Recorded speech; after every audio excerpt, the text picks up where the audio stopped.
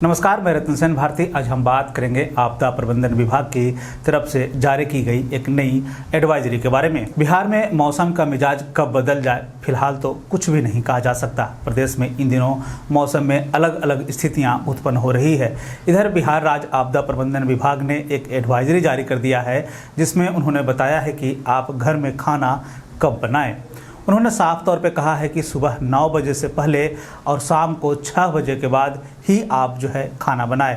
जारी एडवाइजरी में यह भी कहा गया है कि यह नियम विशेषकर झुग्गी झोपड़ी में रहने वाले लोगों के लिए है और साथ साथ उन्होंने अपील भी किया है लोगों से कि आप जो है हर हाल में इस नियम का पालन करें। जारी एडवाइजरी में यह भी कहा गया है कि ग्रामीण व शहरी इलाकों को लेकर यह पूरी एडवाइजरी जो है जारी की गई है, जिसमें खाना बनाने के दौरान आप सूती कपड़े ही पहने।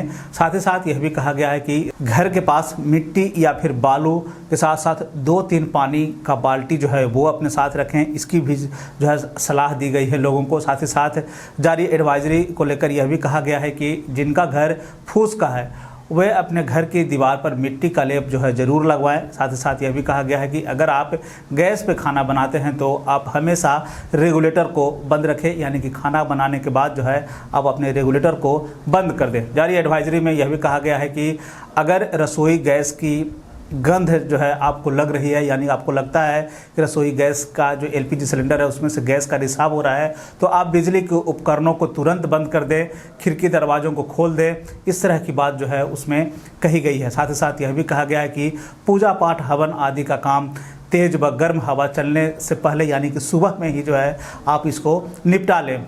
साथ ही साथ यह भी कहा गया कि गर्मी के मौसम में आप जलती हुई माचिस की तीली, अधजली बीड़ी और सिगरेट इधर उधर ना फेंकें। ग्रामीण इलाकों में रहने वाले लोगों के लिए यह कहा गया है कि ग्रामीण इलाकों के लोग गेहूं या फिर चने की खेत में जो है आप इसे ना भुनें, क्योंकि ग्रामीण इलाके में लोग जो है उसे एक तरह से कह लें कि हो रहा जिसे हम कहते हैं वो गेहूं और चने की वो खेत में ही बनाते हैं। तो ऐसे में उनका कहना है कि हवा का प्रवाह इन दिनों अगर तेज़ होता है तो इससे जो है खेत में आग लगने की पूरी संभावना बनी होती है। ऐसे में लोगों से अपील की गई है कि वो खेत में इस तरह के कार्य न करें। इसके साथ साथ यह भी कहा गया है कि किसान फसल काटने के बाद अपने डंठल में आग लगा देते हैं। एक तो इससे वायु प्रदूषण फैलता है और दूसरा आगलगी की आशंका भी खूब रहती है। साथ ही साथ यह भी कहा गया है कि जब गेहूं की फसल जो है थ्रेसिंग होती है उस समय थ्रेसिंग में कई बार जो है आग लगने की घटना जो है घटित होती है और ऐसी मीडिया में खबरें भी बनी है। ऐसी स्थिति में यह भी कहा गया है कि थ्रेसर का मुंह जो है हवा के विपरीत दिशा में रखने की सलाह दी गई है। साथ ही साथ यह भी कहा गया है कि यहाँ पे गेहूं की थ्रेसिंग हो रही हो वहाँ पे पानी जो है आप ज़रूर रखें।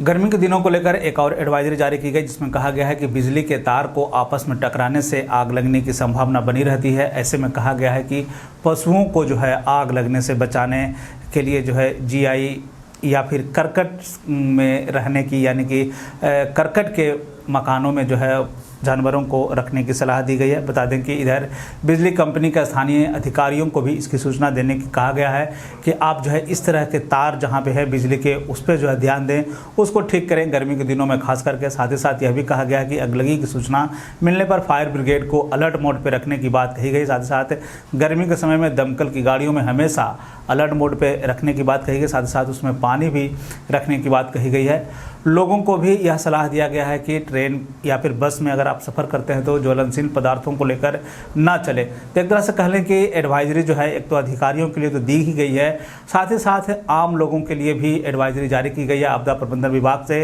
इसमें कहा गया है कि जिस तरह से गर्मी के हालात प्रदेश में हम देखने को मिल रहे हैं, वर्तमान के अगर हम तापमान की बात कर लें तो 40 से 42 डिग्री की तापमान जो है इन दिनों देखने को मिल रहा है। ऐसी स्थिति में आपदा प्रबंधन विभाग ने गाइडलाइन जारी किया है।